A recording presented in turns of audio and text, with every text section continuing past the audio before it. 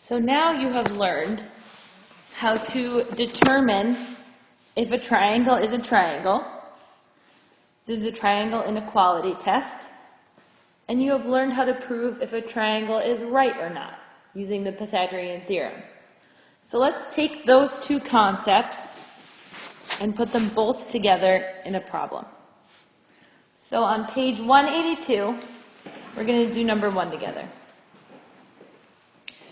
So the problem says, prove if you A, have a triangle, then prove if you have a right triangle.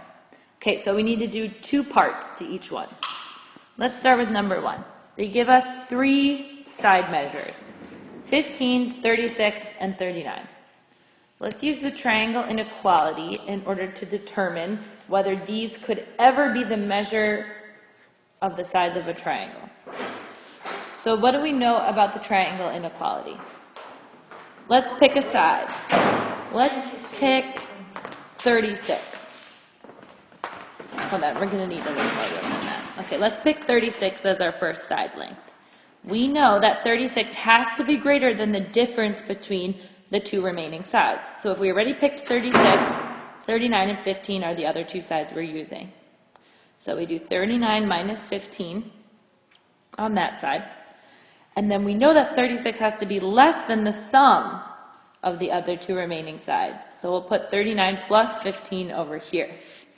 We solve and we get 3. Oh wait, hold on. And we get 24 here, 36 here, and 54 here. Now let's check if our inequality is true. 24 is less than 36, true, and 54 is greater than 36, true. If our inequality is true, then yes, we have a triangle. Okay, now we did this first part here. We have to do the second part. We have to prove if we have a right triangle. So the Pythagorean theorem works both ways. If a squared plus b squared equals c squared, then we know that we have a right triangle. And if I have a right triangle, I can use a squared plus b squared equals c squared in order to find missing side lengths. So the Pythagorean theorem really works both ways. So let's use it in the reverse now. Let's use the given side lengths to determine if we have a right triangle. So just like the inequality, if the Pythagorean theorem is true, then we know we have a right triangle. So let's use our sides. First, we write out our formula, and then we put the given side lengths into the formula. So first, let's find C. C is the hypotenuse, which is also the longest side length. The longest side length we are given here is 39, so that is going to be our C. And then A and B could be either of the remaining sides. So let's do 15 squared for A and 36 squared for B squared. Let's solve and we get 225 plus 1296 equals 1521.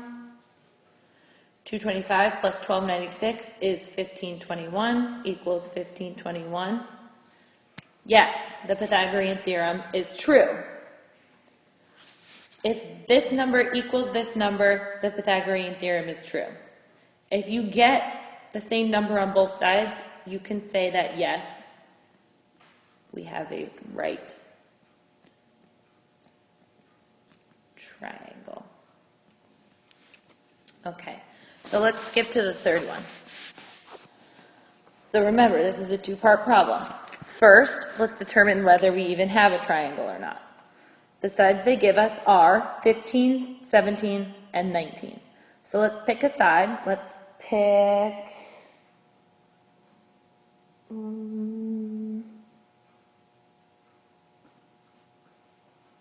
17. And that's going to be in the middle for side. So to the left of that, we have the difference of the 2 remaining sides. So if we pick 17, we're going to find the difference between 19 and 15. And we also need to find the sum of the two remaining sides, 19 plus 15, and that will go here. We do the math on either side, and we get 4 over here, and we get 34 here. So let's see if our inequality is true. 4 is less than 17, true, and 17 is less than 34, true. If our inequality is true, yes, we have a